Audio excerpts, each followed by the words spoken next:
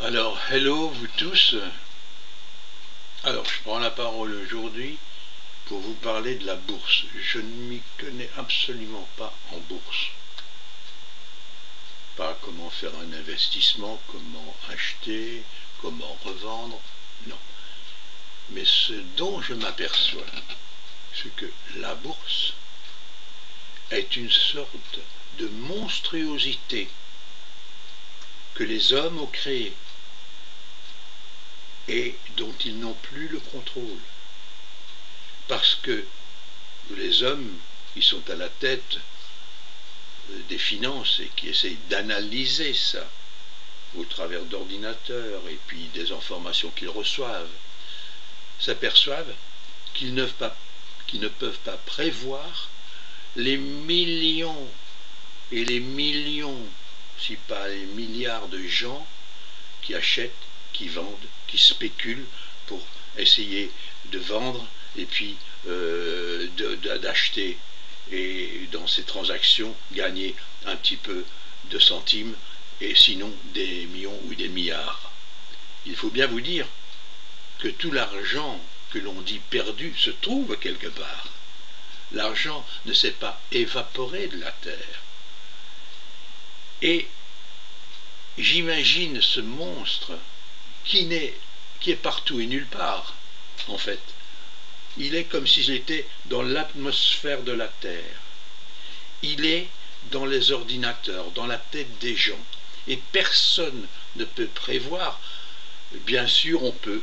Ils disent la tendance, ils disent nous, pour désigner ce monstre qui échappe à la direction de l'homme, comme un cheval fou dont on n'aurait plus les rênes et qui n'obéirait que par rapport à d'autres rênes qui partiraient de son cou et qui seraient tiraillées à gauche et à droite.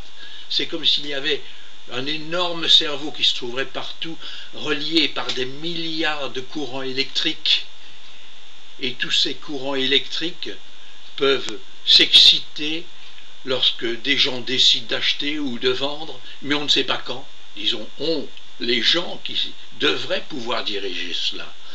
C'est monstrueux, ça ne peut pas tenir. Il y a un jour où cela devra s'effondrer. On ne peut pas être dirigé par un robot. Et c'est bien cela, le problème de l'être humain pour le moment, c'est de se fier à la robotique. Est-ce que vous savez, beaucoup de gens le savent, que des programmes sont mis dans les ordinateurs pour que, à un certain moment, quand le programme décide par rapport aux instructions qu'il a eues et qui fait partie de son programme, donc il peut décider à partir de là, et c'est sa seule décision, c'est entièrement robotique, d'acheter ou de vendre des actions. C'est effrayant, c'est effrayant. Il faut qu'à un moment donné, une des premières mesures serait de taxer très très fort les gens qui investissent et qui jouent, qui boursicotent en quelque sorte, et qui plombent cette bourse invisible qui est partout et nulle part, et qui met en danger tout le monde. Bien sûr, il y a aussi les États qui réinvestissent de l'argent, alors que dans cette boule monstrueuse de laquelle s'échappent des milliards de filets électriques, ne sait pas elle-même où elle en est, puisqu'elle ne sait pas quel courant électrique va passer par là. C'est un robot fou.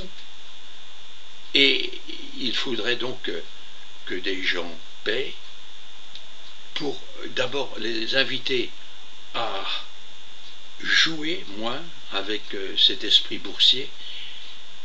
Et puis il faudrait à un moment donné que la conscience des choses commence à investir les gens et que finalement les banques qui au départ, il y a des centaines d'années, étaient des personnes qui recevaient de l'argent et c'est à travers eux qu'il y avait des transactions entre pays ou entre personnes.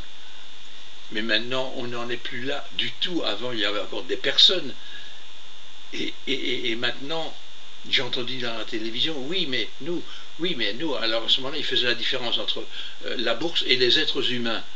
Nous, les êtres humains, quand on fait ça, et ils le disent sans avoir l'impression d'être tombés dans l'aberration pure et simple, dans la robotisation pure et simple, mis dans les mains, il n'y a même plus de mains, dans cet esprit robotique, irresponsable, qu'est la bourse.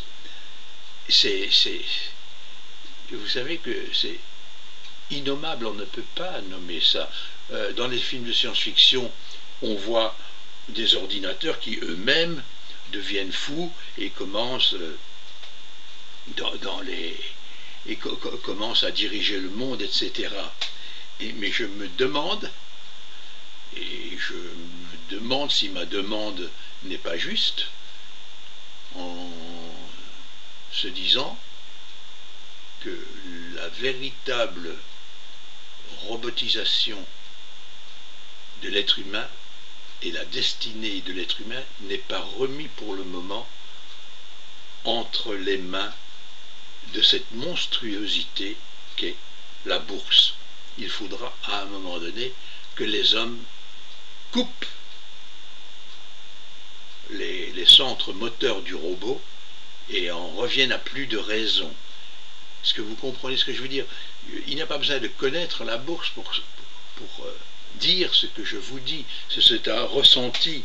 Je veux dire, je suis un observateur sur une petite hauteur et je vois ce qui se passe. Et on dirait que les gens qui sont à l'intérieur, qui connaissent leur métier dans le métier boursier, les traders, etc., ils sont impliqués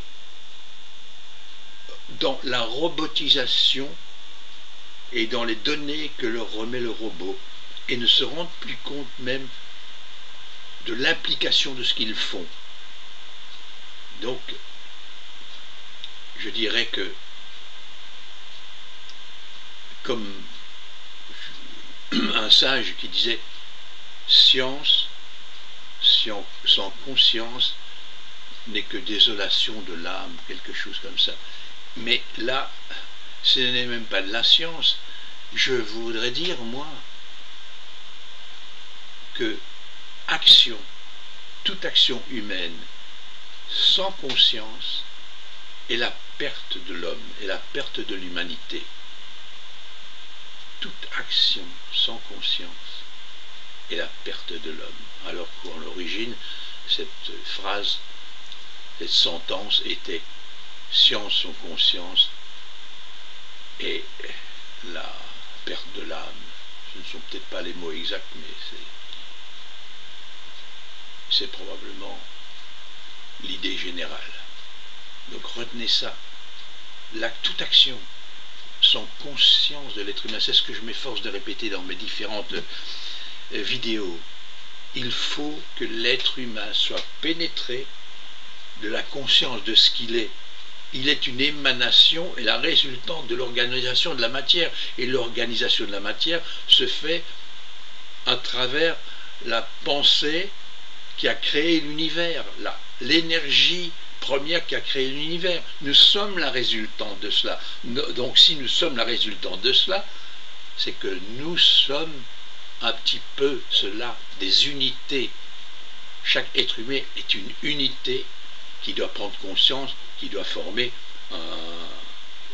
non, il ne doit pas former. S'il prend conscience, il forme automatiquement une chaîne immense et très forte avec le restant des êtres humains, et il se rapproche très très fort de la création divine, parce qu'à ce moment-là, plusieurs unités qui se mettent en route pour la même cause et dans l'esprit de la création et de la vie deviennent une force divine en action, pour le bien, pour la vie. Voilà, vous voyez, de la bourse où on en est tombé. Mais ça tient du même principe. Hein. Donc, je vous dis au revoir et à bientôt, en espérant que vous me comprendrez.